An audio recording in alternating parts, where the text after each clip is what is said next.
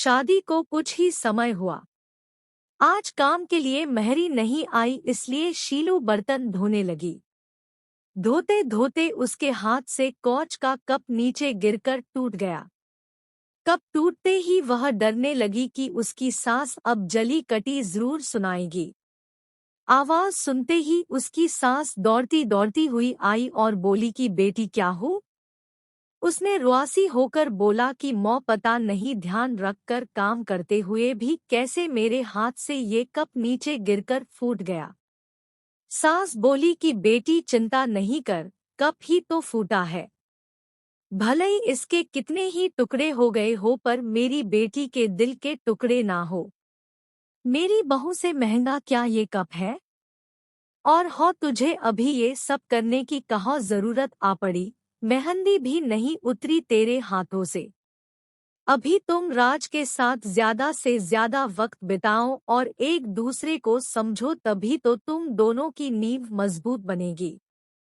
ज्योति इधर आना, अपनी भाभी का ख्याल रख, अभी इस घर में नई आई है। शीलू तुम मुझे अपनी मौही समझना।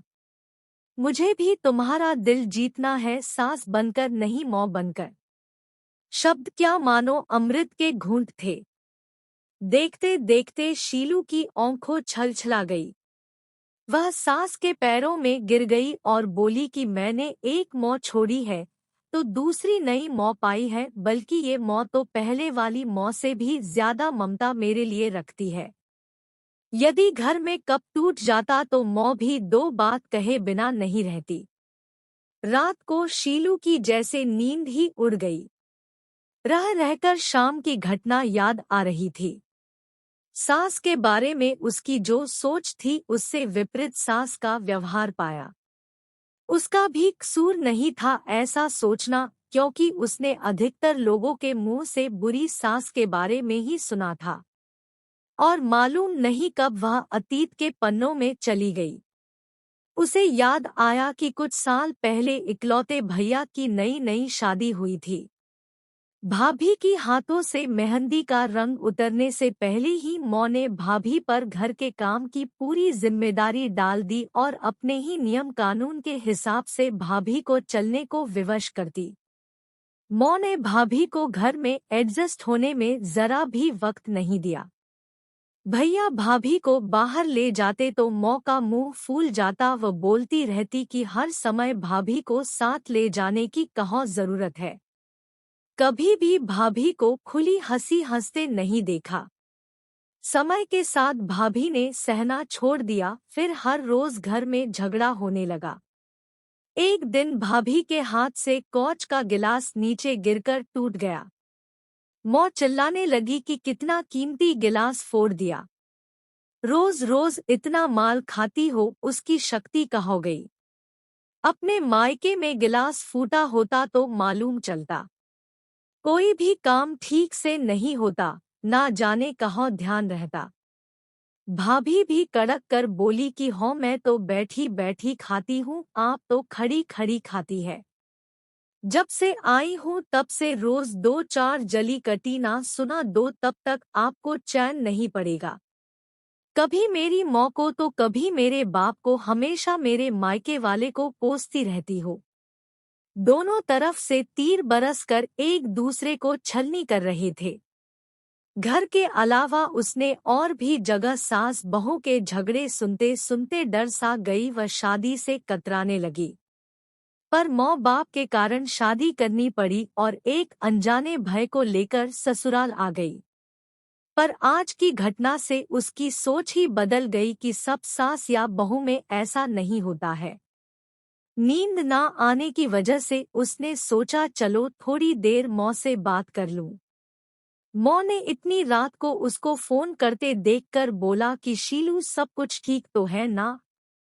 कहीं जवाई राजा या सास ननद से तो झगड़ा नहीं हो गया? वह बोली नहीं मौ, ऐसा कुछ नहीं। मालूम है मौ, आज मेरे हाथों से कप नीचे गिरकर टूट गया तभी सास आ गई। और आगे बोलती उसके पहले ही मौ ने बोलना शुरू कर दिया कि बेटा फिर तेरी सास के चिल्लाने पर तूने अच्छा सा जवाब दे दिया ना? हो बेटा, कभी भी दबकर नहीं रहना, तू भी पढ़ी लिखी अच्छी लड़की है, तेरे में कोई कमी थोड़े ही है जो सुनेगी। कभी बात को काटते हुए तेज आवाज में शीलू बोली कि मौ अब बस करो, मैं अपनी दूसरी मौ के खिलाफ कुछ नहीं सुन सकती। मौ एकाएक सहम गई और बोली तू ये क्या बोल रही है? हाँ मौ, आज मेरे हाथों से जब कब गिरा तो सासू मौ ने अंत में बोली, अब तो आप समझ गई ना सारी बात।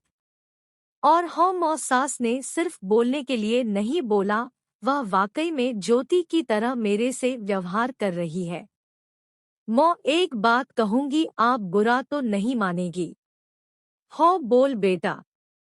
मौ, काश आप भी मेरी नई मौ की तरह भाभी के साथ व्यवहार करती तो शायद भैया भाभी अलग घर में नहीं होते। मौ, मेरी सास ने शुरू से ही अपने प्रेम से नींव मजबूत कर ली तो उस पर टिका परिवार में मजबूती कैसे नहीं आएगी। आज मौ को महसूस हो रहा था कि वो नहीं बल्कि शीलू उसकी मौ बनकर उसे अच्छी सीख दे रही है।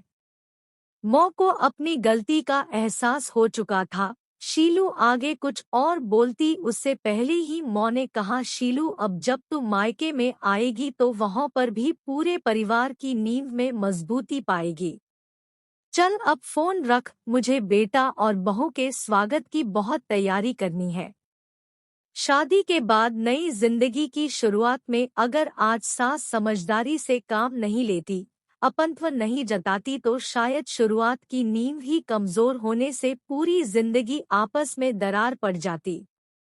कप को फूटने से कोई नहीं रोक सकता, किंतु प्रेम को टूटने से तो हम रोक सकते हैं। कौच के टुकड़े भले ही हो पर घर के टुकड़े ना होने दे।